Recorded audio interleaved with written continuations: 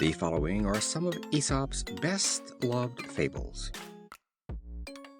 The Goose with the Golden Eggs. A certain man had the good fortune to possess a goose that laid him a golden egg every day, but dissatisfied with so slow an income, and thinking to seize the whole treasure at once, he killed the goose, and cutting her open, found her just what any other goose would be. Much wants more, and loses all. The Town Mouse and the Country Mouse. A Country Mouse invited a Town Mouse, an intimate friend, to pay him a visit and partake of his country fare. As they were on the bare plowed lands, eating their wheat stalks and roots pulled up from the hedgerow, the Town Mouse said to his friend, "You live here the life of the ants, while in my house is the horn of plenty. I am surrounded with every luxury, and if you will come with me, as I much wish you would, you shall have an ample share of my dainties." The Country Mouse was easily persuaded, and returned to town with his friend. On his arrival, the Town Mouse placed before him bread, barley, beans, dried figs, honey, raisins, and, last of all, brought a dainty piece of cheese from the basket. The Country Mouse, being much delighted at the sight of such good cheer, expressed his satisfaction in warm terms, and lamented his own hard fate. Just as they were beginning to eat, some one opened the door, and they both ran off squeaking as fast as they could, to a hole so narrow that two could only find room in it by squeezing. They had scarcely again begun their repast, when some one entered to take something out of a cupboard, on which the two mice, more frightened than before, ran away and hid themselves. At last the Country Mouse, almost famished, thus addressed his friend: "Although you have prepared for me so dainty a feast, I must leave you to enjoy it by yourself. It is surrounded by too many dangers to please me. Better a little in safety than an abundance surrounded by danger." The Milkmaid and her Pot of Milk. A maid was carrying her pail of milk to the farmhouse, when she fell a musing. "The money for which this milk will be sold will buy at least 300 eggs. The eggs, allowing for all mishaps, will produce 250 chickens. The chickens will become ready for market, when poultry will fetch the highest price, so that by the end of the year I shall have money enough to buy a new gown. In this dress I will go to the Christmas junketings, when all the young fellows will propose to me, but I will toss my head and refuse them every one." At this moment she tossed her head in unison with her thoughts, when down fell the milk pot to the ground, and broke into 100 pieces, and all her fine schemes perished in a moment. Count not your chickens before they are hatched.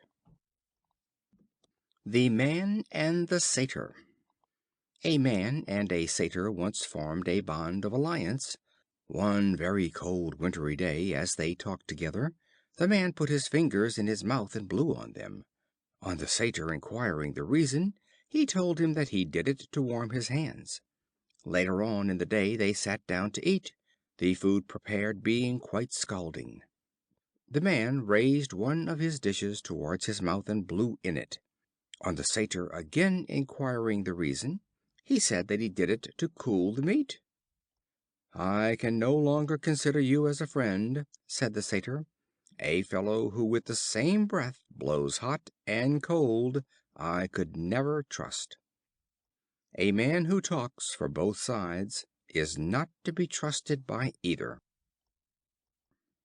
The Mice in Council. The Mice summoned a council to decide how they might best devise means for obtaining notice of the approach of their great enemy, the Cat. Among the many plans devised, the one that found most favor was the proposal to tie a bell to the neck of the Cat, that the Mice, being warned by the sound of the tinkling, might run away and hide themselves in their holes at his approach. But when the Mice further debated who among them should thus bell the Cat, there was no one found to do it. Let those who propose be willing to perform.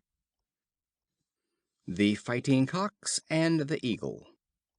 Two gamecocks were fiercely fighting for the mastery of the farmyard. One at last put the other to flight. The vanquished cock skulked away and hid himself in a quiet corner. The conqueror, flying up to a high wall, flapped his wings and crowed exultingly with all his might. An eagle, sailing through the air, pounced upon him and carried him off in his talons. The vanquished cock immediately came out of his corner and ruled henceforth with undisputed mastery. Pride goes before destruction. The Lion and the Mouse. A Lion was awakened from sleep by a Mouse running over his face. Rising up in anger, he caught him and was about to kill him, when the Mouse piteously entreated, saying, "If you would only spare my life, I would be sure to repay your kindness." The Lion laughed and let him go.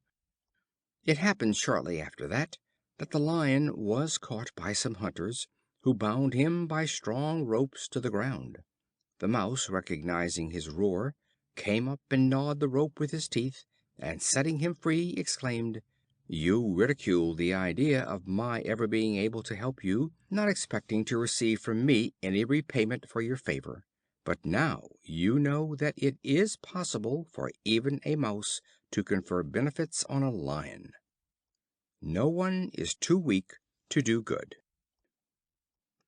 The Crow and the Pitcher. A Crow, perishing with thirst, saw a pitcher, and hoping to find water, flew to it with great delight. When he reached it, he discovered to his grief that it contained so little water that he could not possibly get at it.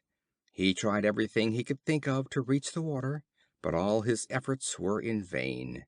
At last he collected as many stones as he could carry, and dropped them one by one with his beak into the pitcher, until he brought the water within his reach, and thus saved his life. Necessity is the mother of invention. The Fox and the Crow. A Crow, having stolen a bit of meat, perched in a tree and held it in her beak. A Fox, seeing her, longed to possess himself of the meat, and by a wily stratagem succeeded. "How handsome is the Crow!" he exclaimed, "in the beauty of her shape and in the fairness of her complexion. Oh, if her voice were only equal to her beauty, she would deservedly be considered the queen of birds." This he said deceitfully, having greater admiration for the meat than for the Crow. But the Crow, all her vanity aroused by the cunning flattery, and anxious to refute the reflection cast upon her voice, set up a loud caw and dropped the meat. The Fox quickly picked it up, and thus addressed the Crow: "My good Crow, your voice is right enough, but your wit is wanting. He who listens to flattery is not wise, for it has no good purpose." The Shepherd's Boy and Wolf. A shepherd boy, who watched a flock of sheep near a village, brought out the villagers 3 or 4 times by crying, "Wolf, wolf!" and when his neighbors came to help him, laughed at them for their pains. The wolf, however, did truly come at last. The shepherd boy, now really alarmed, shouted in an agony of terror, "Pray do come and help me, the wolf is killing the sheep!" But no one paid any heed to his cries. There is no believing a liar, even when he speaks the truth. The Fox and the Grapes. A famished Fox saw some clusters of ripe black grapes hanging from a trellised vine. She resorted to all her tricks to get at them, but wearied herself in vain, for she could not reach them. At last she turned away, beguiling herself of her disappointment, and saying, "The grapes are sour, and not ripe as I thought." Revile not things beyond your reach. The Ants and the Grasshopper. The Ants were employing a fine winter's day in drying grain collected in the summer time. A Grasshopper, perishing with famine passed by, and earnestly begged for a little food. The Ants inquired of him: "Why do you not treasure up food during the summer?" He replied: "I had not leisure. I passed the days in singing." Then they said: "If you were foolish enough to sing all the summer, you must dance supperless to bed in the winter." Idleness brings want. The Fox and the Stork. The Fox invited the Stork to dinner, and provided nothing but a soup in a wide, shallow dish. This he could lap up with ease, but the Stork, who could but just dip in the point of his bill, was not a bit better. A few days after he returned the compliment, and invited the Fox, but suffered nothing to be brought to the table but some minced meat in a glass jar, the neck of which was so deep and so narrow that, though the Stork with his long bill could eat very well, all that the Fox could do was to lick the brims. Reynard was heartily vexed, but owned that he had been used as he deserved. Those who practice cunning must expect to suffer by it.